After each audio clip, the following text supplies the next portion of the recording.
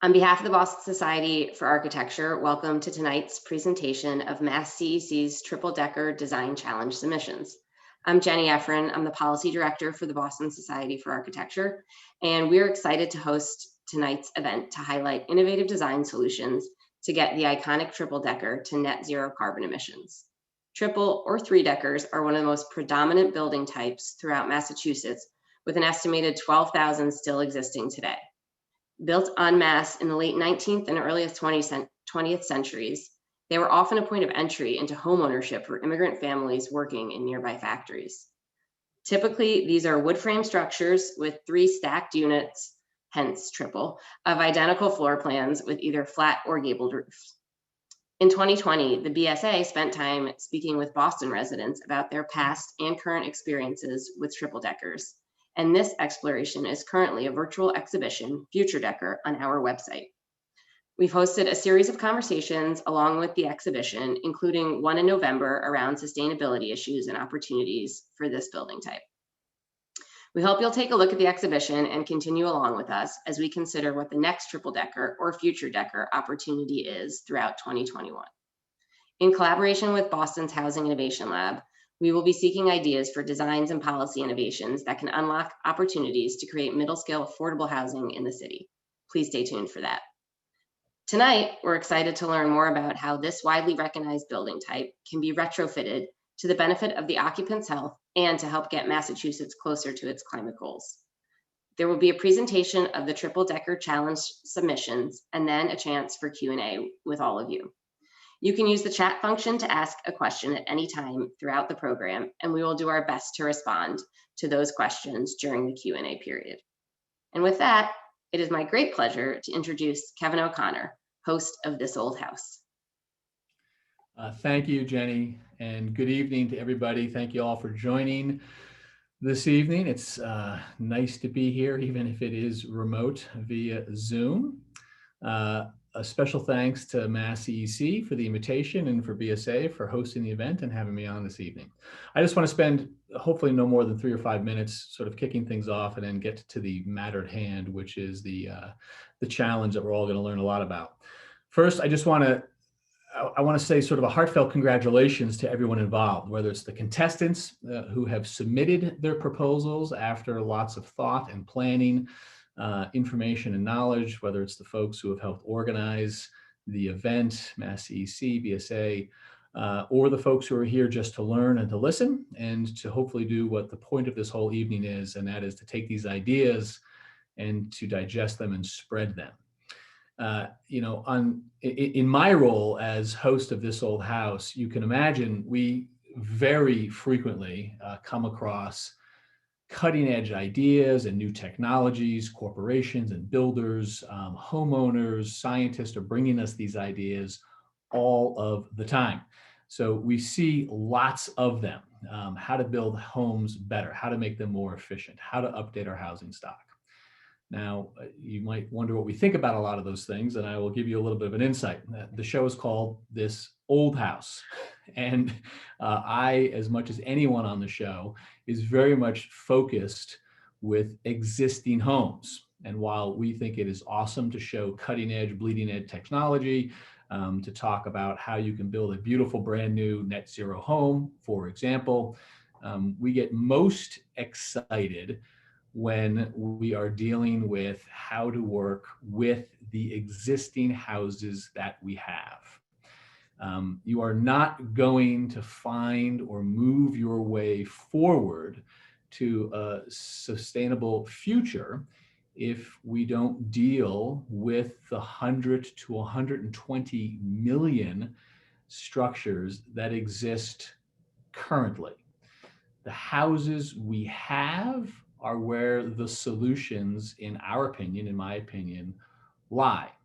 And so with that, I would just like to say congratulations to all of the folks who are taking on and tackling the hard work of renovating our existing housing stock. You could argue that this is where the problem is, if you defined it as a problem, whether it be carbon consumption or energy consumption, but it is definitely where the solution has to be.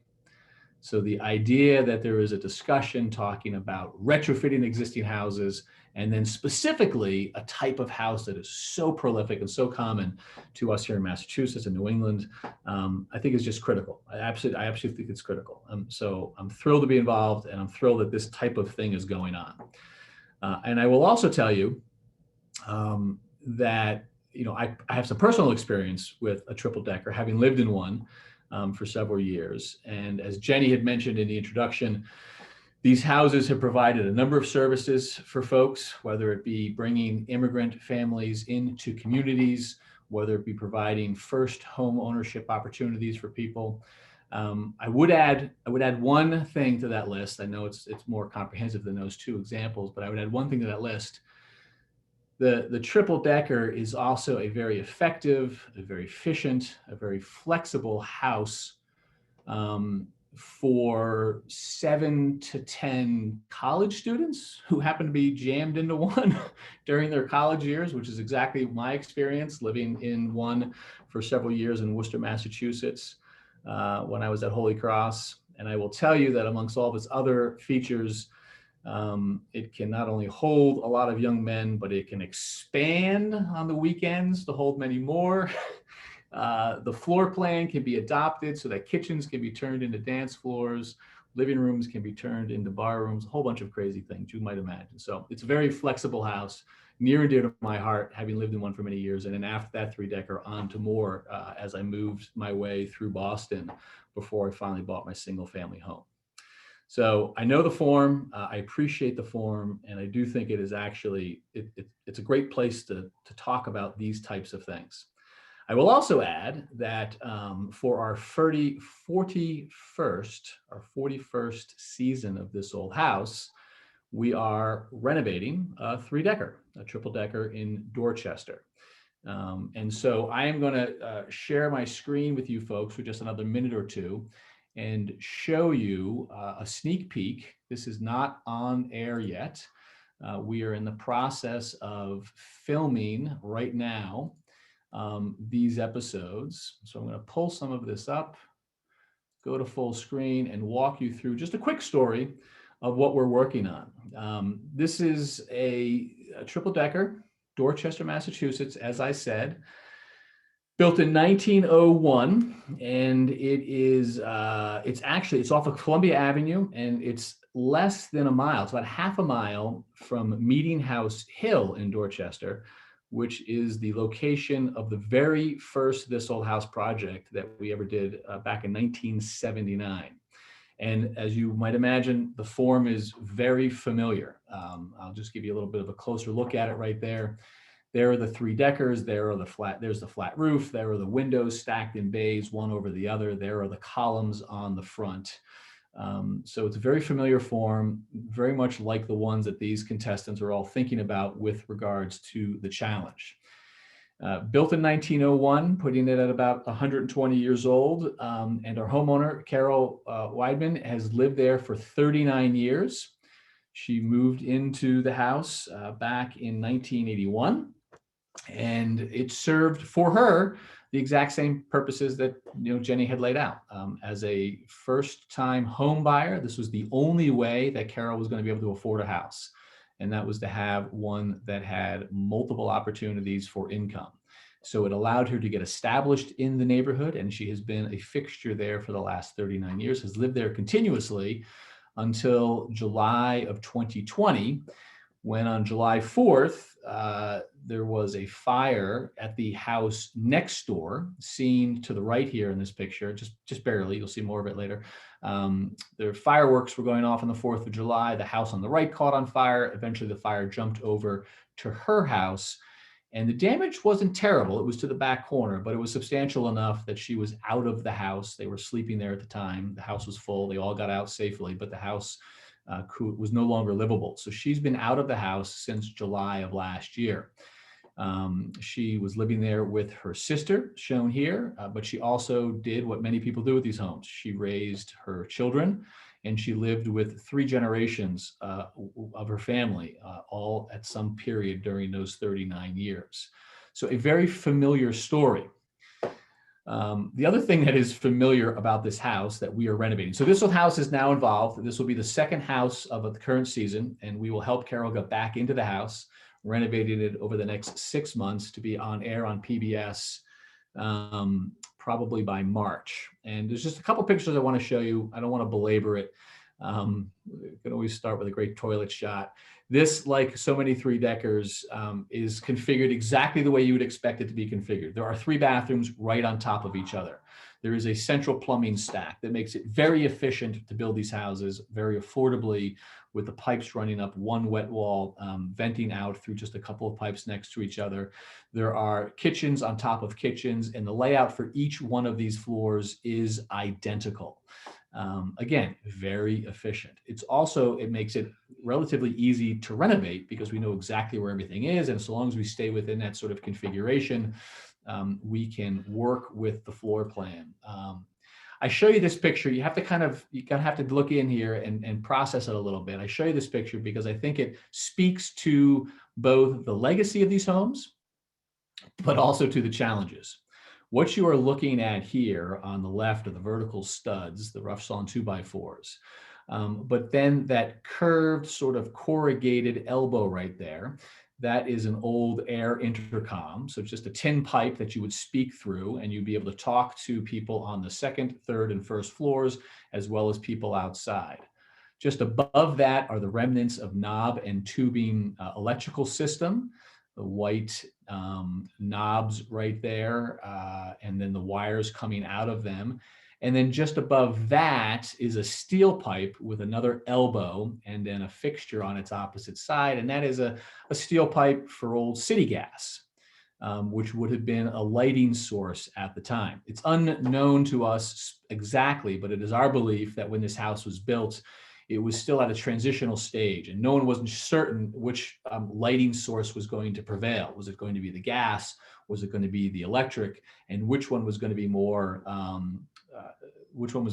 dependable? So we believe that both of these were installed in this house at the same time. They're still there.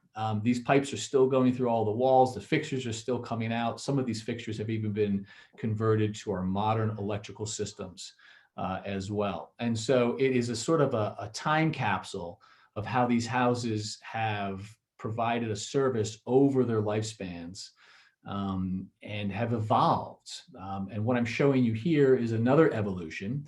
If you look at this built-in cabinet, and there are 3 of these in the house, 1 on each floor, to the left, you can see sort of a crooked gray pipe. That is 8 to 10 inches of a heating pipe, because there was a coal bin in the basement, and there was a gravity-fed hot air system, one massive furnace down in the basement fed by coal that let the hot air, just through gravity, waft up through this home and come out through registers like you're seeing down there on the floor, that black iron register. That is the old heating system that was in this house. And sadly, it really hasn't been upgraded to anything that much better. There are 3 old workhorses for the domestic hot water. There are a couple furnaces that were put in that aren't very efficient in this house. And this was just up until a year ago. So certainly better than an old coal bin in the basement. But this presents to, I think, anyone who looks at it, the challenges that we face with these homes. They are running off of these old systems. They are carbon-based systems. Are they efficient? Well, certainly in the grand scheme of things, compared to the old coal systems, the old knob and tubing, the old street gas systems, sure, they're efficient. But are they where they should be or where they could be? Absolutely not. And so these are some of the problems that we are going to be solving on the show. But writ large, these are the problems that the contestants who you're going to be hearing from tonight are going to be trying to solve, because we will come in and do one of these. Who is going to do the other 11,999 that are remaining here in Massachusetts, or the tens of thousands around the country, or the hundreds of thousands of 2 families and single families who are suffering through a similar legacy? The legacy that we sometimes would like to celebrate, but also have to admit is also the legacy that is going to lead us to a very inefficient future. I share this final picture with you just to show you what our plans are for the house. Don't pay attention to the details because they are exactly the same on the first floor, the second floor, and the third floor. We are sticking with the formula of keeping the 3 floors identical, one over the other. Carol will live on one floor, her sister will live on another, and they will have other family members on the third or a rental income back in there. We're going to keep it simple. We're going to keep to the original form. And we are going to keep the house sort of in its vernacular of where it used to be. That is the plan for the This Old House for the current season, second half to air, as I say, in March and PBS. And it is just fortuitous that we're doing it, probably the reason why I was invited to join you tonight. But I do think that it is a good lesson that we are going to share with our audience, and it is a similar lesson that you guys are probably going to hear tonight. What can we do with this housing type to make it more efficient? They are extremely durable homes. They are serving a purpose. They have served that purpose for well over 120 years in our city of Boston, in the state of Massachusetts. And I can say with pretty good confidence, with high certainty, that they will continue to serve that purpose. The question for us is, in what form will they serve it? Will they serve it in the old-fashioned way, or will they serve it in a very futuristic and sustainable way? And it is our hope that it will be a futuristic and sustainable way, but we're not going to get there without a lot of hard thinking, hard work, and common sense. And so I think that's what you're going to be hopefully hearing later on in tonight's discussion. So I want to, again, reemphasize a congratulations to the folks who have put in the hard work to retrofit or think about retrofitting and restoring these old homes, and to the rest of you who have shown an interest to be part of this conversation. With that, I wish the contestants well. I thank you guys for joining us tonight, and I especially thank you for the invitation. And with that, I will turn it over to you, Steve. That's terrific. Thanks so much, Kevin. I'm Steve Pike. I'm the CEO of MassCEC, and just going to provide a bit of an overview as to essentially why MassCEC and the state are interested in the work that's going on with triple deckers and encouraging more of it. Kevin, started to touch on some of it. Frankly, if you have lived in an urban area in Massachusetts and haven't lived in a triple decker, I think you've really missed out on a life-changing experience. Having lived in them in Somerville and Newton myself, and so I hope everybody has an opportunity to do that at some point in their life. Also want to thank Kevin and his efforts, his whole team's efforts, this old house team. I know it's a go-to resource for me. His team has certainly demystified old buildings and made construction and renovation techniques far more accessible for those folks like me who are not nearly as talented as he is, being an owner of a house that half of which was built roughly in 1730 and the other half of which was built in 2003. It's an interesting combination and oftentimes a challenge when you're trying to change anything. You may even notice behind me, there's nothing square. Everything is at an angle in this section of the house. So thanks again to Kevin. I want to thank Jenny and the Boston Society for Architecture for collaborating with us on this event. Couldn't be doing it without her. I want to thank the Barr Foundation. They're providing financial support as well as overall guidance on the program. The folks at the Department of Energy Resources who are working with us on our triple decker program, and last but certainly not least, the MassCEC team. So Gail Nelson, Beverly Craig, Peter McPhee, Jacqueline Guile as well from our team. They're the ones that are really pulling the laboring oar on all this. I'm just the fortunate one that gets to talk about it.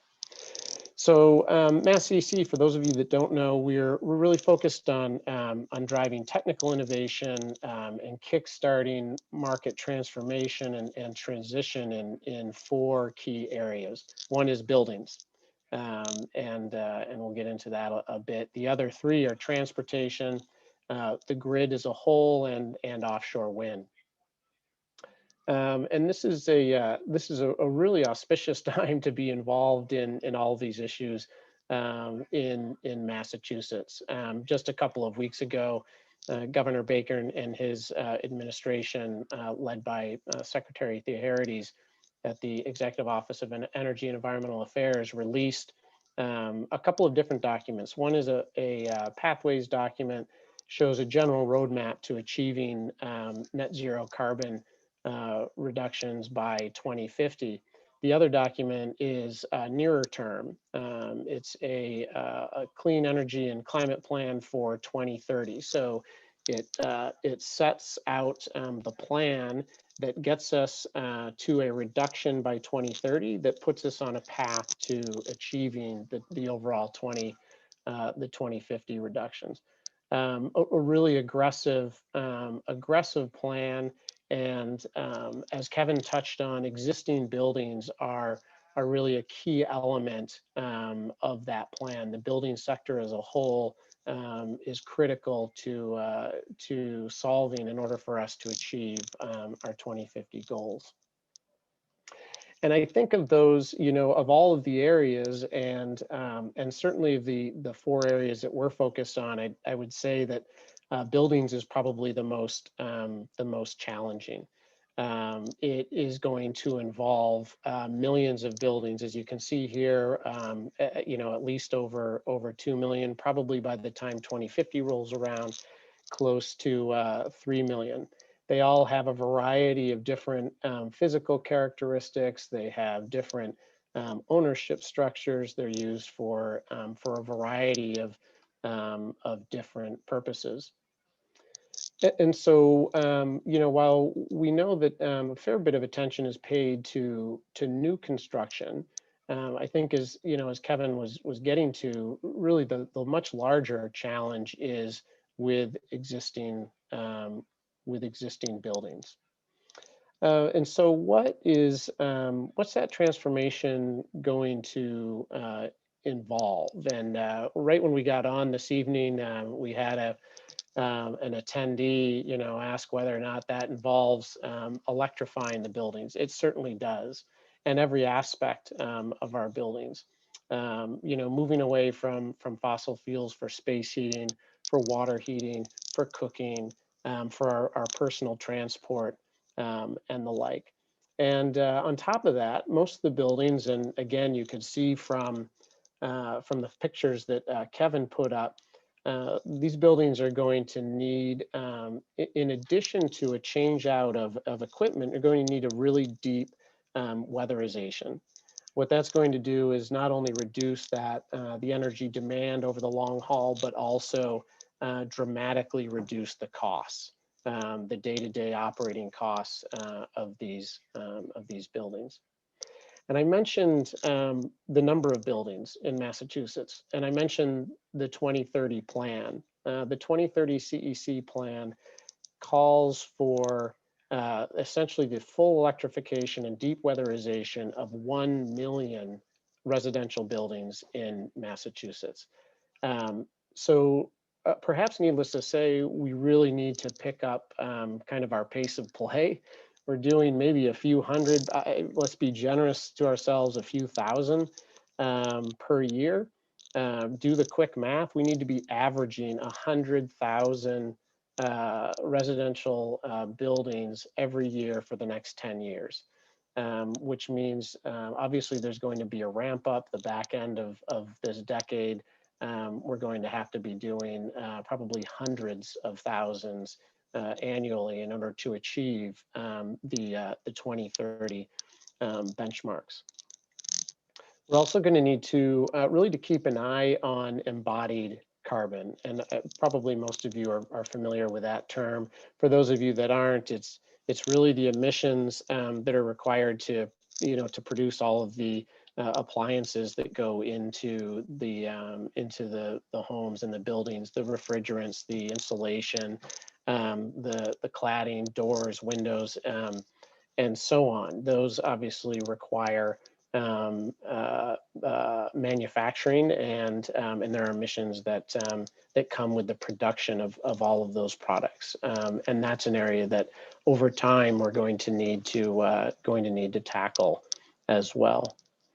And we know that that we need to meet building owners sort of where they are, whether they're renovating a single family home, as I and many others have done, whether we're working on a triple decker as Kevin is doing, or whether it's a 300,000 square foot office tower. We need to help folks identify the path forward. When and how can they do it? What are the cost-effective solutions going to be, so that when they are facing a situation where something has failed on them, they are in a position to replace that that equipment or that portion of a building, the new roof, siding, what have you, with a product and a building technique that puts them in a position to be 2050 compliant. And I think that this this is particularly challenging, or one of the reasons that buildings are particularly challenging is that those opportunities don't come around every day. I think it's very useful to compare it to cars. And so oftentimes what we look at is when we're referring to, sort of meeting building owners or meeting car owners where they are, is looking at these, the turnover rates, right? How frequently do folks go out and replace their car? How frequently do they go out and replace their boiler or furnace, their dryer, so on and so forth? As you can see here, typically a car is replaced every 7 years or so.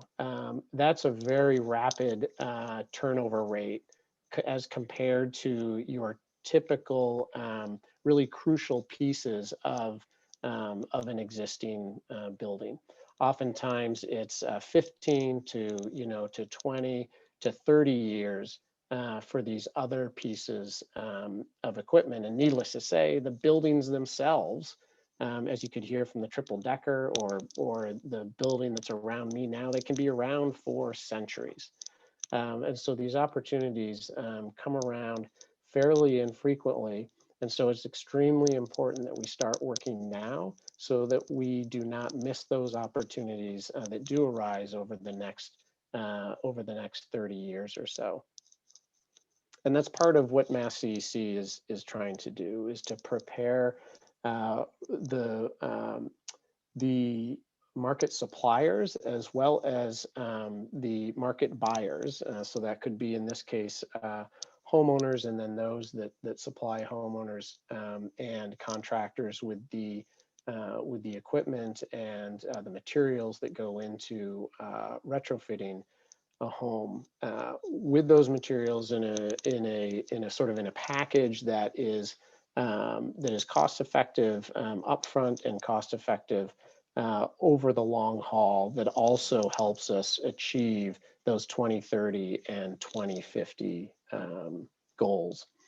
And so the triple decker design challenge is focused on, as Kevin was saying, a particularly, it's on the one hand, it's a very simple building, and on the other hand, it's a very complex building. It's one that is pretty simple to understand and to manage and maintain, but to transition it to a building that is what we'd like to think of as 2050 compliant is a really challenging undertaking.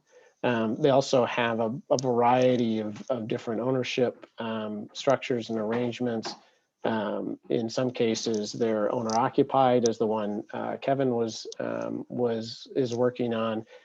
In other cases, there's third-party ownership. In other cases, it's it's multi-party ownership in a condominium arrangement or what have you.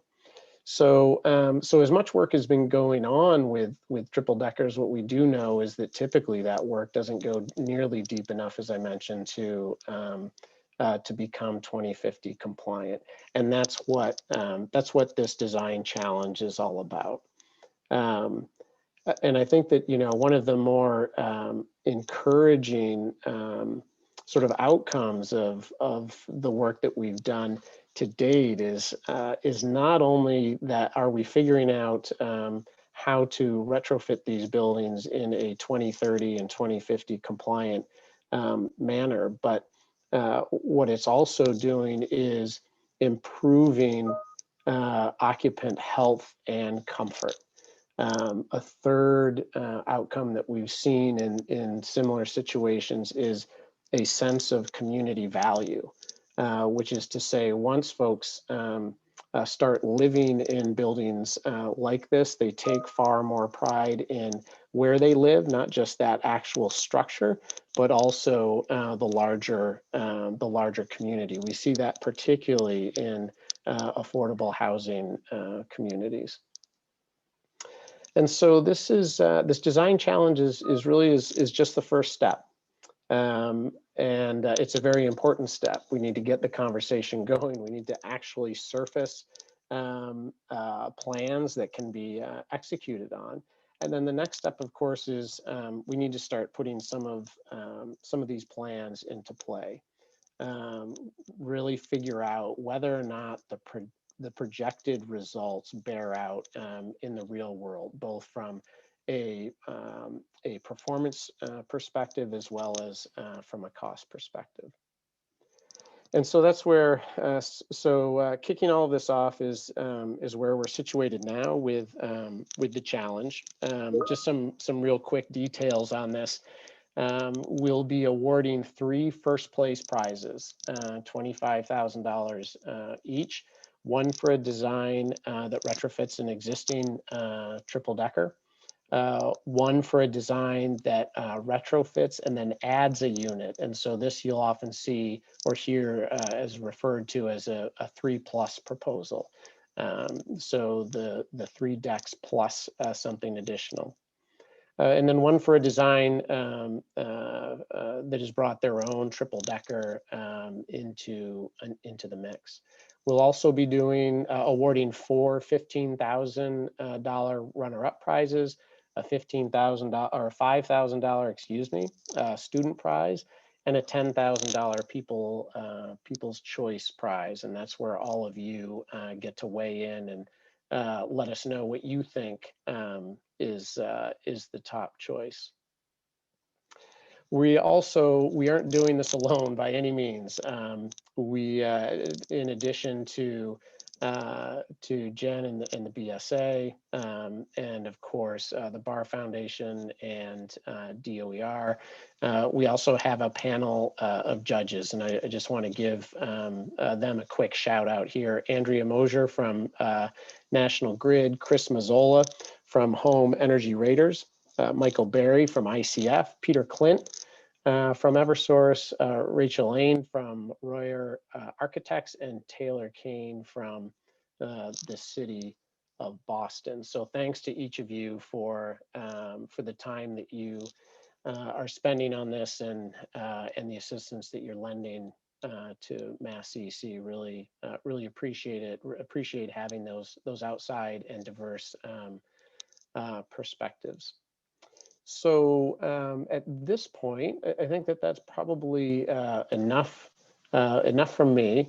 I think what we're going to turn to next is taking a look at a subset of the 13 proposals that we've received. I believe you can find all 13 on our website and or through the BSA's website. And would certainly ask you, should you have questions, feel free to fire away in the chat. We'll be doing a little Q&A at the end.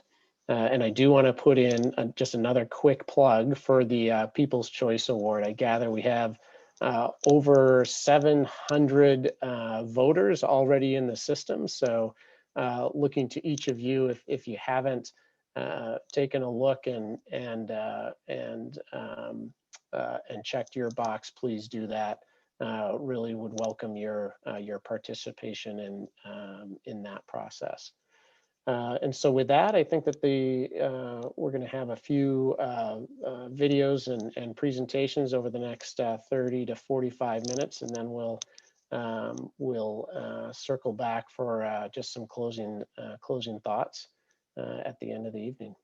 Thanks again to each of you for joining. Really interested in your feedback and gratefully for your participation as well. Thanks, Steve. Hi, everyone. I'm Jacqueline Guile with MassCEC. And as Steve mentioned, we're going to go through some videos from the applicants. And then for any applicants that were not able to submit a video, we'll show you their poster and some basic features of their design. And as Steve mentioned, we'd love for you to put any questions into the chat or any of the features of the designs that you really like. We'd love to hear from you on what you think is especially great for triple deckers. So this is the first design called Making Sense of Carbon, created by Demilla Schaefer and R.W. Sullivan as a consultant. This triple-decker retrofit design seeks to prove that a carbon drawdown building is feasible and cost-effective with existing technology and construction techniques by testing a replicable design and modeling approach, which prioritizes a low infiltration, passive house envelope, thermal comfort, and resiliency. They have an estimated construction cost of $326,000. They've achieved a 92 decrease in the annual energy use, bringing the HERS rating from 176 to 15. 2,200 kilograms of CO2 embodied carbon emissions are emitted in this proposed building materials. They've installed a solar PV array of 10 kilowatts, and they are proposing a VRF heat pump for heating and cooling and a heat pump water heater for hot water. Next, I'm going to play the video from Zephyr Architects on their triple-decker retrofit toolkit.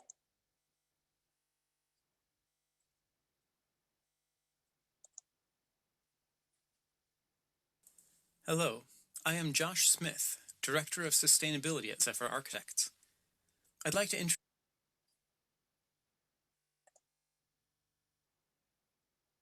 introduce you to Zephyr Architects' submission for MassCEC's Triple-Decker Retrofit Challenge, our retrofit toolkit.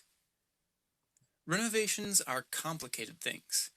They need to address a wide variety of problems, their scope and budget are difficult to control, and they involve complex decisions between competing products and design solutions. When looking at the iconic Boston triple-decker, there is no one-size-fits-all solution that would accommodate the varied conditions of the existing buildings, the budgets of the homeowners, and the extent of work each project is looking to tackle. Rather than provide a single proposed design then, our approach to this problem is to provide a kit of tools to help homeowners and contractors decide the most effective ways to renovate their buildings.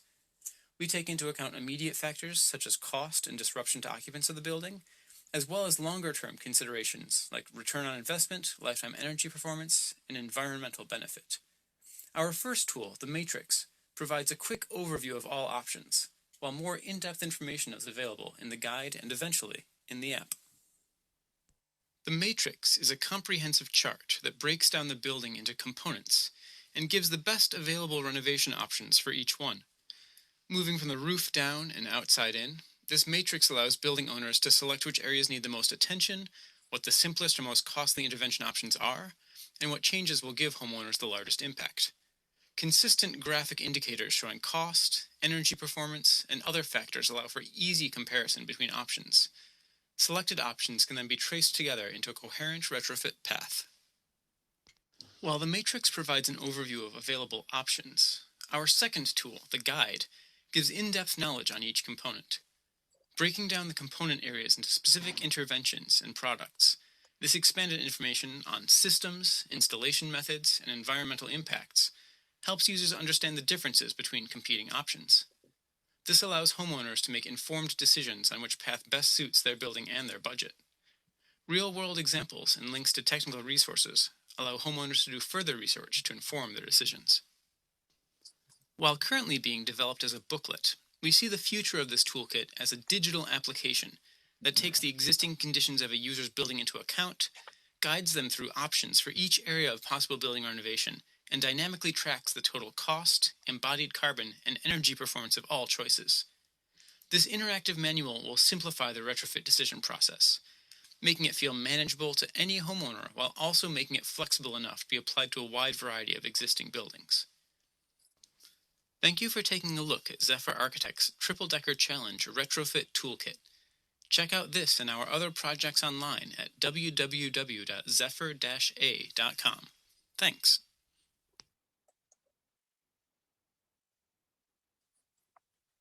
So this is Good evening, everyone. My name is I'm Robert sorry. Williams. I'm a registered architect, certified pass-fail consultant, and an assistant.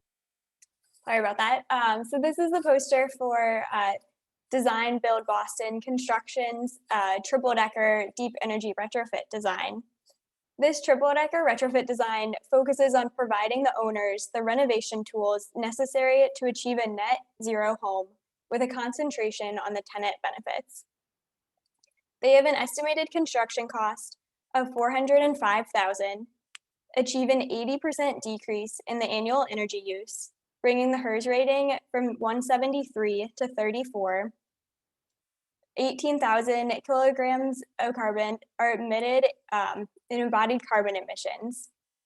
They're installing an 18 kilowatt solar PV array, and they're proposing ductless air source heat pumps for heating and cooling, and electric hot water heater for the hot water.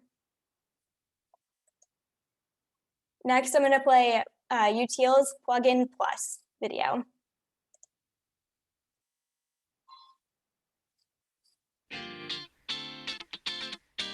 Plugin Plus is a proposal for a resilient, replicable, all-electric retrofit for existing triple-deckers. Many existing triple-deckers are drafty with minimal to no insulation. Critical building systems are typically located in the basement, making them vulnerable to coastal, riverine, and stormwater flooding. Our proposal introduces a plugin designed to elevate systems above grade, making them easy to maintain without disturbing residents. Plus, it also provides a range of additional benefits. Plugin Plus also uses an outside-in approach to the envelope so that residents can stay in their homes during construction. New continuous insulation and sheathing are added to the roof and walls.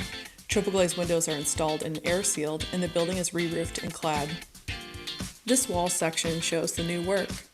The yellow shows new insulation with a red line representing a continuous air and thermal control layer, which greatly enhances comfort and reduces heating costs. An important next step is to compartmentalize the apartments. This will improve indoor air quality and sound control. To do this, a blower door test will be conducted to guide the air sealing of any gaps and penetrations through the walls, floors, and ceilings.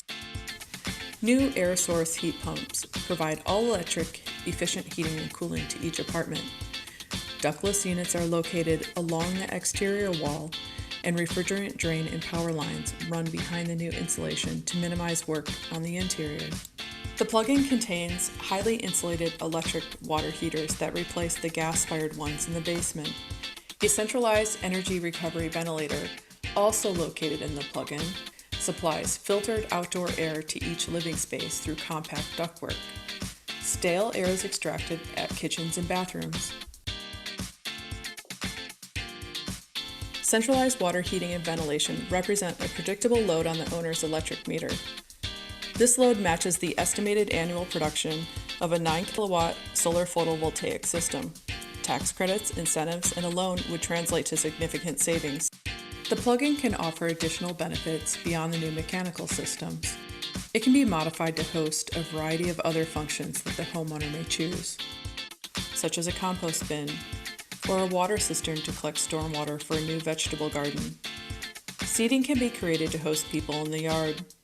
The plugin can be customized as a play area or an EV charging station for electric car owners, It can also make a beautiful bay window with planters and become a venue for live music events, or simply store your bike. Can you imagine other options for your plugin?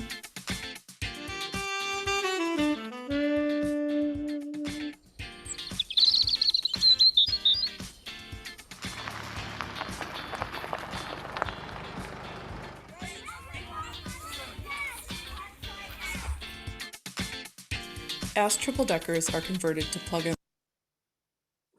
plus homes, neighborhoods become more sustainable, resilient, and vibrant places to live.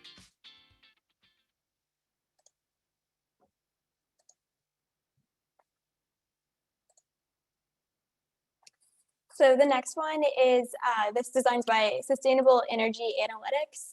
The future is electric. This triple-decker retrofit design focuses on improving the building envelope through reducing infiltration, proper compartmentalization, and increasing insulation, while also utilizing high-efficiency systems.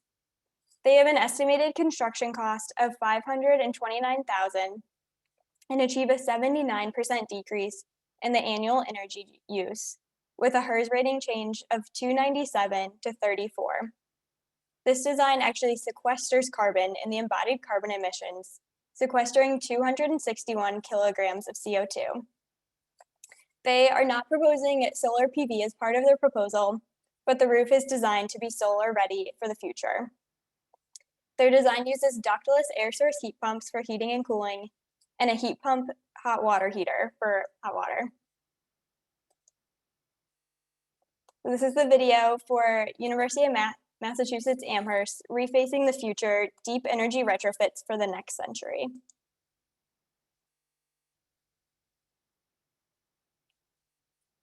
Good evening, everyone. My name is Robert Williams. I'm a registered architect, certified pass-fail consultant, and an assistant professor in the Department of Architecture at the University of Massachusetts in Amherst.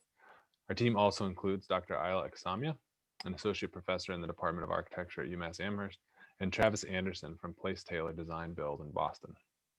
Our proposal aspires to respect the legacy and value of the triple-decker typology in urban New England, while also updating it to ensure its viability for at least another 100 years.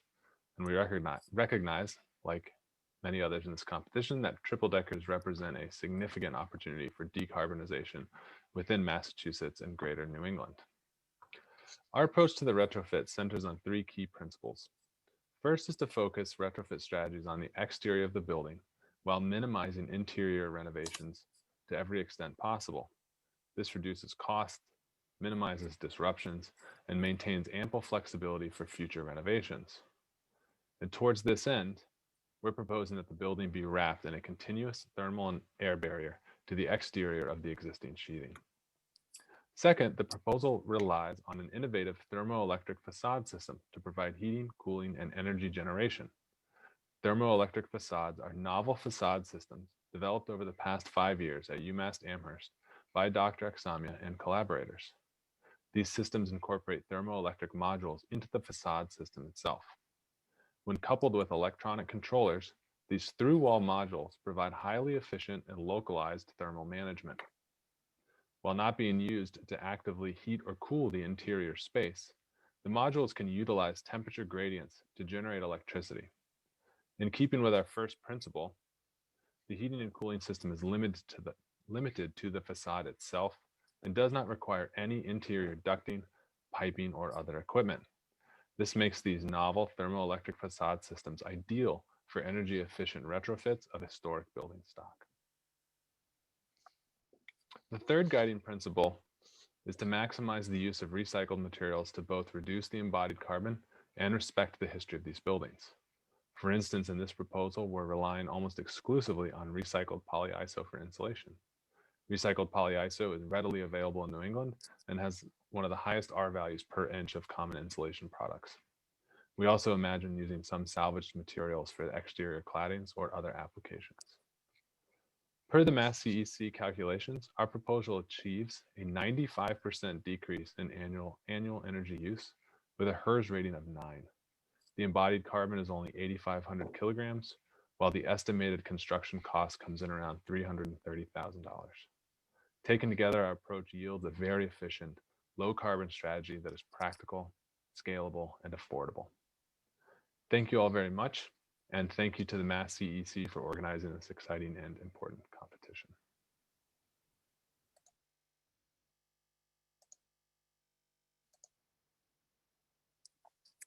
So next we have Leopold Brown Goldback Architects and Scott Payette Architects design Outside In, Inside Out. So this retrofit design emphasizes maximizing quality of life and increasing property values through 3 minimal intelligent interventions: creating additional indoor and outdoor living spaces, tightening the building envelope, and eliminating operational costs with on-site photovoltaic panels. They have an estimated construction cost of $331,000. They achieve an 104% decrease in annual energy use, bringing the HERS rating from 173 to -7. Their proposal emits 1,600 kilograms of embodied carbon emissions. They're installing an 18.2 kilowatt solar PV array and are proposing ductless air source heat pumps for the heating and cooling, and a heat pump water heater for the hot water. Next, we'll play the video from Opal Global, who did a wood fiber modular encapsulation.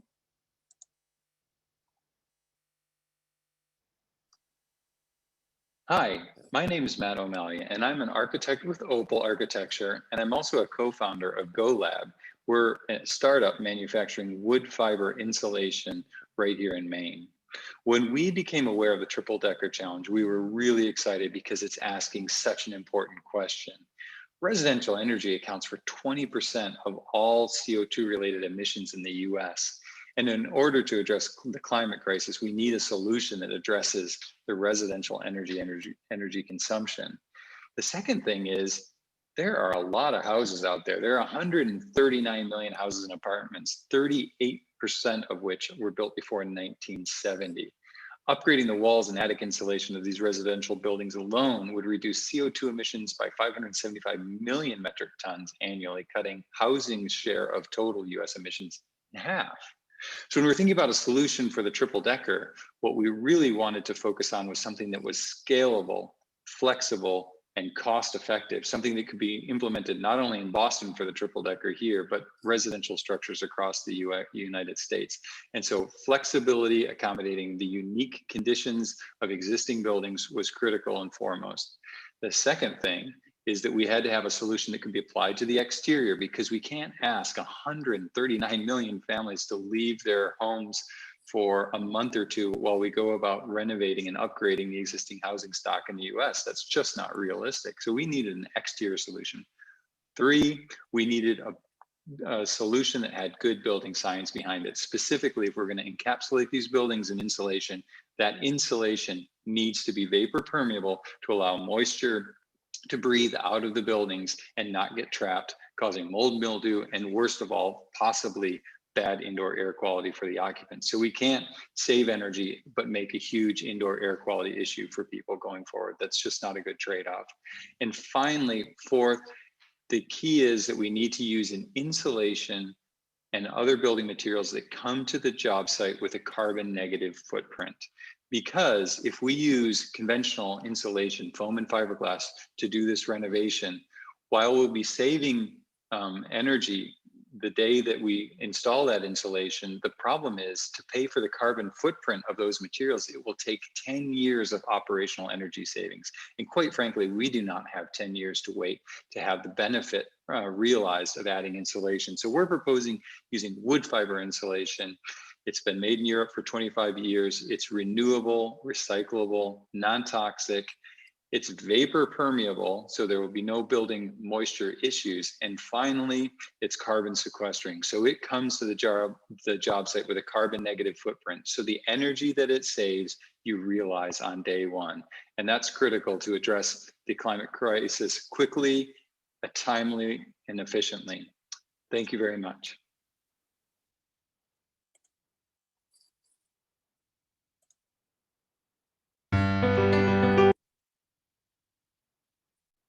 So the last retrofit design we have for you is from a group of students at MIT. It's called Zero Emissions Retrofit Optimization. This triple-decker retrofit design focuses on making a net zero renovation as compelling as possible to an owner by aligning the project incentives with their tenants and providing the most cost-efficient solution. They have an estimated construction cost of $247,000. 2,800 kilograms of CO2 are emitted in embodied carbon emissions. They're proposing a 17.1 kilowatt solar PV array, and they're proposing air to water heat pumps for heating, cooling, and hot water. Next, we're gonna move on to the submissions that proposed adding an additional unit to the building. So this is the submission from ZH Architects called Boston Hip.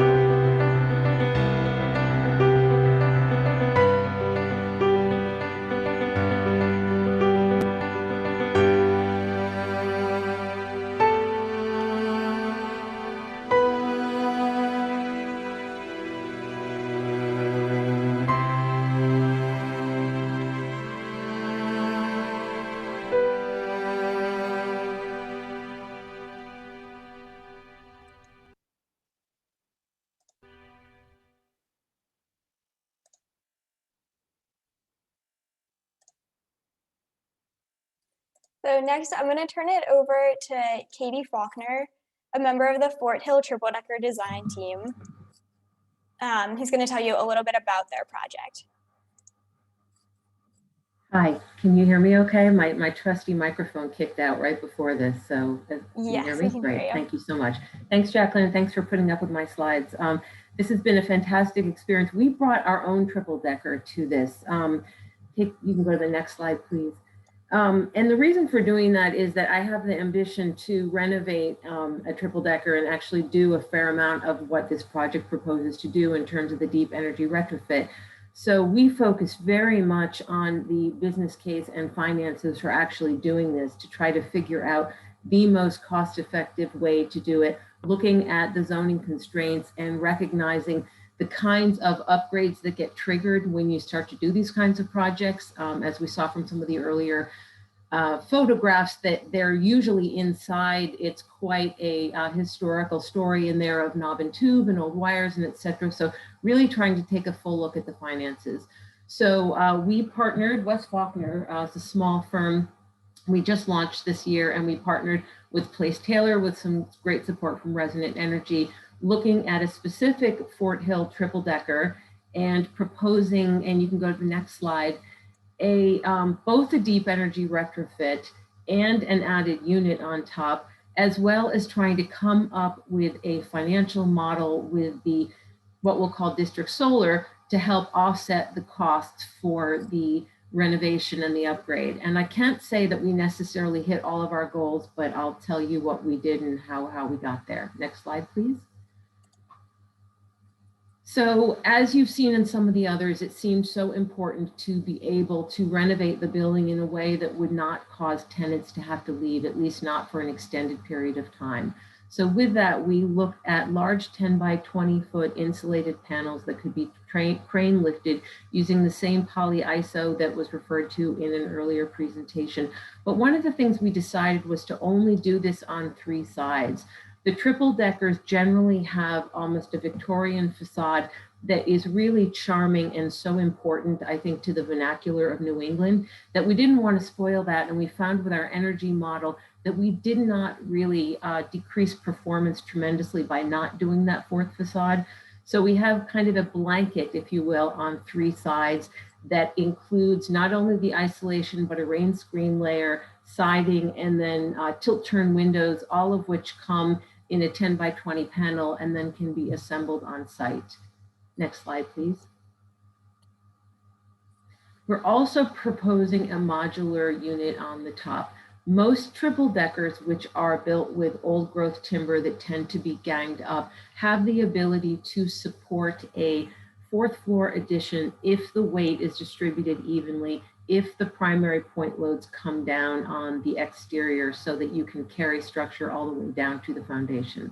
So the thinking here was to develop a series of modulars 12 by 32 feet, 4 of which are generally pretty standard and come in components that are assembled offsite and craned in, one of which then becomes more of a utility pod, and that one has a kitchen kit and a bath kit, as well as the ERV and hot water system for the entire unit. So the thinking is that can be assembled rather quickly. Again, occupants would be required to leave for the installation, but the thinking is that this can be done in a matter of days, not weeks or months. Next slide, please. Finally, thinking in terms of the finances, we came up with the concept of the solar district.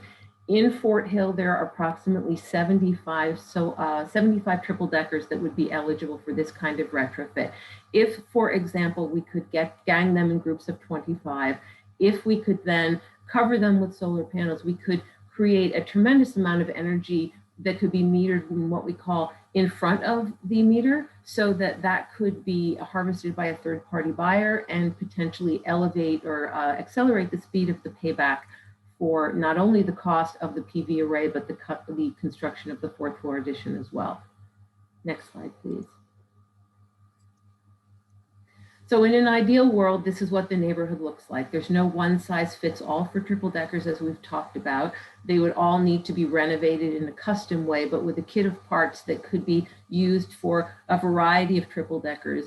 In addition, the addition itself, as long as it meets the criteria of the point loads and is optimized for its solar orientation, can have a variety of configurations, thus preserving, I think, the unique identity of the triple decker and allowing people to develop homes that suit their needs. Again, this may be an expanded 3rd floor unit to allow people to stay and grow their families, or it may be a 4th unit that brings much needed rental income to, again, help pay for the cost of the upgrade.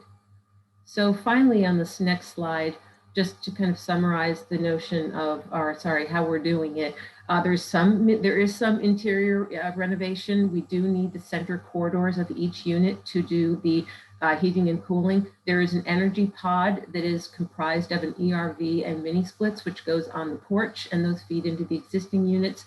And then there's solar water heating for the 4th floor unit. The basement hot water heaters are simply upgraded to be attached to the solar hot water system. We're trying not to replace everything, so to manage costs, we would simply upgrade that system. And finally, I know I'm exceeding my 3 minutes, so let's go to the final slide. Thank you so much. So again, we were looking at a renovation cost of about $267,000 for the addition, $287,000 for the deep energy retrofit. With the MassCEC, with the tax rebates, you can offset that a little, but there is just no sugarcoating. This is a very expensive undertaking. It can be paid back with the system that we're proposing, but let's be honest, a 30-year payback is not likely to be appealing to a single homeowner. So we're looking for people like community development corps who may own several of these, who might see this as a reasonable business case, which certainly pays for itself and has a greater good, but also doesn't bear an undue financial burden for all of the requirements of the upgrade. And with that, thank you so much. Great, thanks, Katie. So next is the Merge Architects, the backstack design.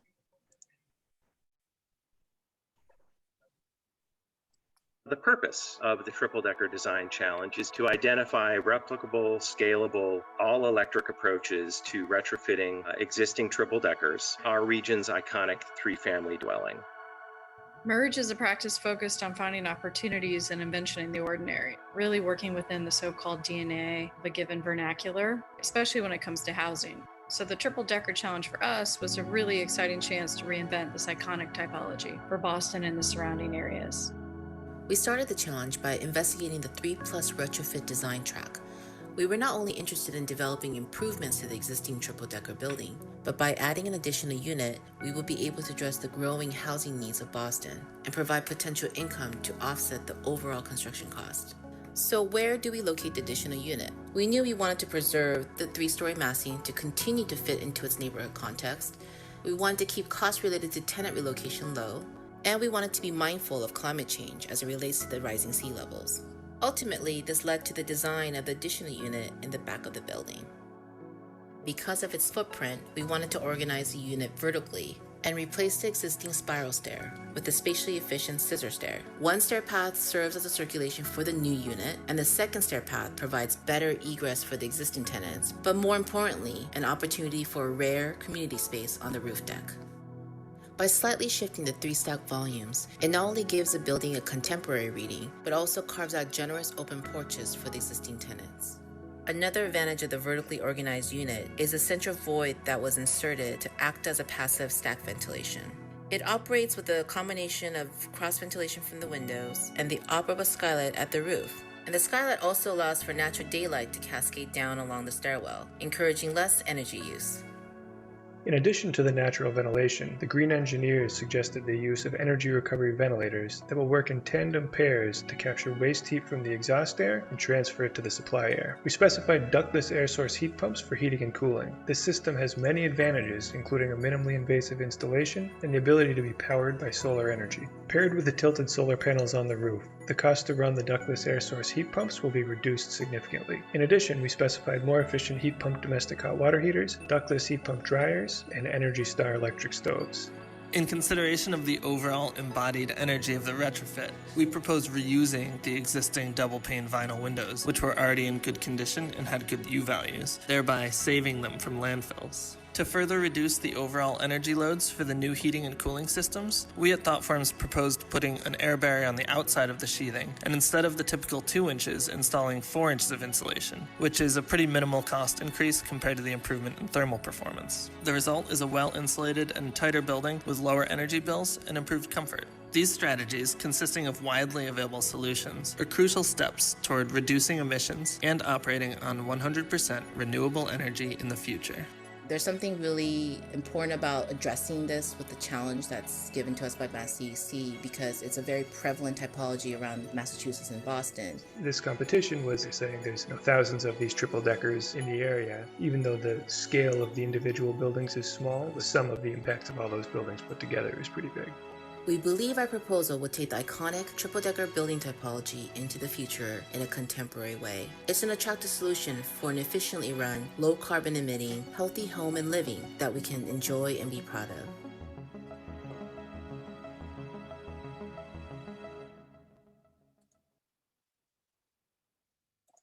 And finally, the last submission we have for you is for Draw Architecture and Urban Design's Draw Triple Decker.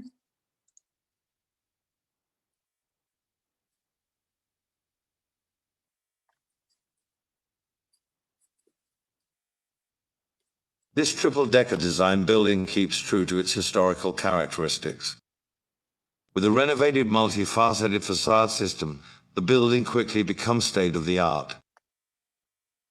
The treated timber facade will feature solar heating technology and house all-season patios for all of its levels. The features on its west facade will incorporate the same language as the front. It integrates a hidden gutter for rainwater harvesting and extends its views and circulation. This allows for more usable square footage inside. The structure will also allow for more privacy from its southern neighbor.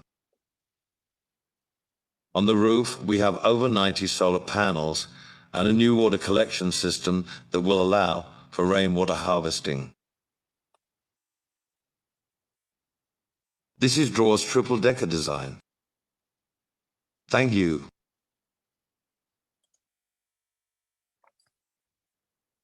So that was all of the designs, and you can read more about the designs and look at the posters in more detail on our website. We'd encourage everyone to vote for our People's Choice Award. Voting closes this Sunday, so make sure to look at the designs and get your answers in by then. I'm going to turn it over to Galen Nelson to wrap up. Great, thanks, Jacqueline. Great job walking us all through that. And thanks to all of you for your attention and participation tonight. I'm just going to try and quickly tie this all up and offer some brief high-level conclusions.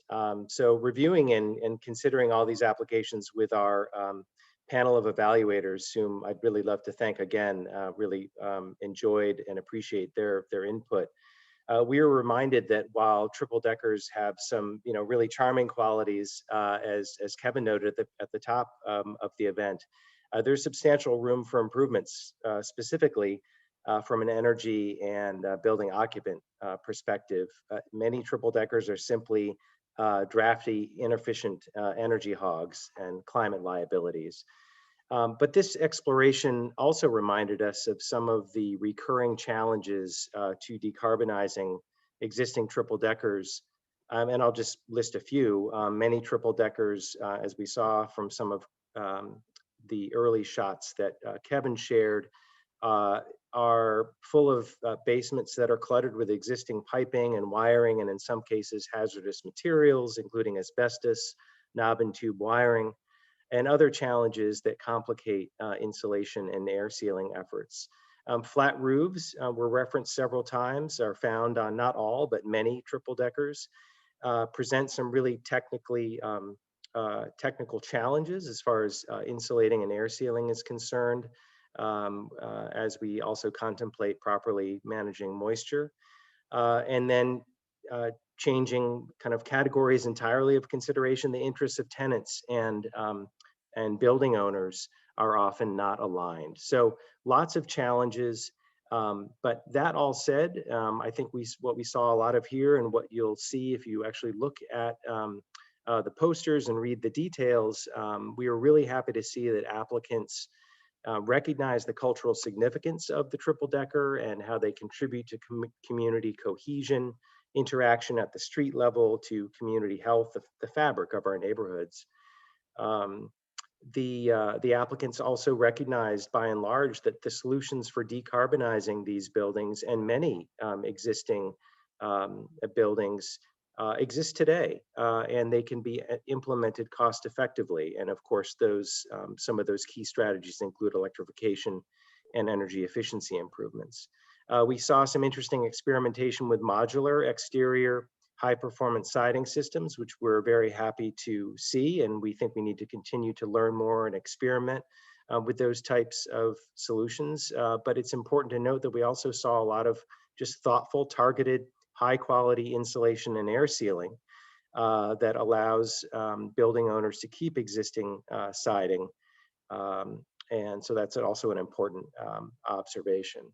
I think nearly all the applicants agreed that solar PV on the roof of a triple decker is almost always a good investment given existing market prices and incentive structures. We did see some really interesting and novel solutions to addressing the landlord-tenant split incentive, which of course is a widely recognized persistent barrier to completing clean energy upgrades in multifamily buildings, and I would note in larger commercial buildings. We were really happy to see that many of the proposals emphasize pretty dramatic improvements in existing ventilation in triple deckers, which was important before 2020, but particularly in light of COVID and other possible future pandemics, contagious diseases, a new and welcome focus on building occupant health that we often only see in larger buildings. We were, of course, very excited about the proposals that included additions of a fourth unit to an existing triple decker, which, as many applicants noted, has the potential to dramatically disrupt and improve project economics for retrofit projects, potentially providing wealth building opportunities for homeowners. And then finally, we saw, I think, very thoughtful consideration of the embodied carbon in proposed building materials, which we believe will help raise awareness among builders, homeowners, and policymakers, showcase best-in-class building materials with embodied carbon in mind, but also highlight the need for a greater innovation in this space. And of course, one of the greatest examples of that is the blowing agents used in spray foam are pretty big offenders with regard to global warming potential. So if I could kind of summarize all of that, perhaps the key takeaway for me anyway, and we'd love to hear what the key takeaway was for all of you, is that I think there's broad recognition that triple deckers have been a really important part of our urban landscape across multiple Massachusetts and indeed New England cities and towns for well over 100 years. But if they're to remain relevant, and I think echoing Kevin's remarks, I think he did a great job of highlighting this.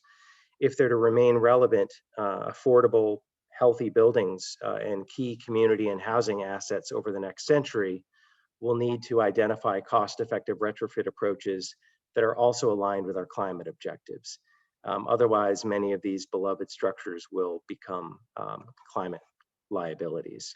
So I really want to thank all of the applicants because you brought us one step closer throughout this challenge to realizing that really important goal. And we'll continue to learn with you, from you, with the community. We do plan to develop a white paper of sorts that summarizes our findings. Of course, in the future, we'll be announcing the winners of the challenge. And I would again urge all of you to vote for the People's Choice Award. I just want to end by again acknowledging and thanking our judges, thanking Jenny and the BSA for your wonderful partnership on this event. And finally, my wonderful colleagues and team on this at MassCEC, Jacqueline, Bev, and Peter. With that, I would actually invite them to jump in if I've forgotten anything or if there's anything that you want to add. I know we have a few minutes left, so please jump in now if there's anything that I've missed. Just add a quick thank you to the Barr Foundation, who provided us a grant, which is helping fund the prizes. And I'll point out also that the link here has to be lowercase. A couple of people pointed that out in the chat, and that'll get you to the link. You could also just type in MassCEC Triple Decker Challenge, and you'll be able to find the link with the posters in more detail. But yeah, great comments overall, Galen. I'm excited that what we've seen demonstrates that there's a pathway forward to getting these buildings to being where we need to be by 2050, and doing it in a way that can save tenants money and reach our climate goals in the meantime. Great. Well, thank you all for your time and attention. Please feel free to contact any of us if you have questions about the challenge, if you want to interact with us on the kind of technical and substantive issues that have come up tonight. I do see a question about when the winners will be announced. TBD, hopefully this quarter, but we can't make any promises. Thank you so much for your time and attention, and please stay safe and healthy, and really appreciate you participating this evening.